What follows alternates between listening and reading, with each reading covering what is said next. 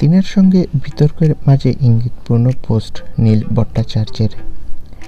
টেলিপাড়ায় আলোচনার মুখে নীল ভট্টাচার্য এবং তৃণা সাহার সম্পর্ক ঘিরে প্রান্তিক অঙ্গীকার বিচ্ছেদের পরই সোশ্যাল মিডিয়ায় নীল তৃণাকে ঘিরে তোলপাড় শুরু হয়। আচমকাই একে অপরকে ইনস্টাগ্রামে আনফলো করায় জল্পনা আরও বাড়ে। কয়েক মাস ধরে নীল মুম্বাইয়ে চলে যান। তৃণাকে ছেড়ে কলকাতায় ফিরে এলেও তাদের সম্পর্ক ঠিক নেই বলে দুয়াশা আরও বৃদ্ধি পায়। এই সময় কেউ প্রকাশ্যে মন্তব্য করেননি, তবে ইনস্টাগ্রামে একে অপরকে আনফলো করার পর জলঘোলা হয়। এদিকে নীল সম্প্রতি একটি ইঙ্গিতপূর্ণ ভিডিও পোস্ট করেন, যেখানে দেখা যায় কম বয়সী একটি যুগল এবং কিছুক্ষণ পর বৃদ্ধ যুগল আলাপে।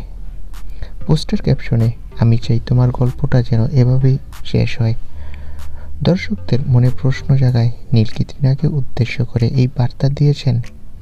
নীল জানান, "আমি এই বিষয়ে এখন মন্তব্য করতে পারবো না, আমার সময় লাগবে।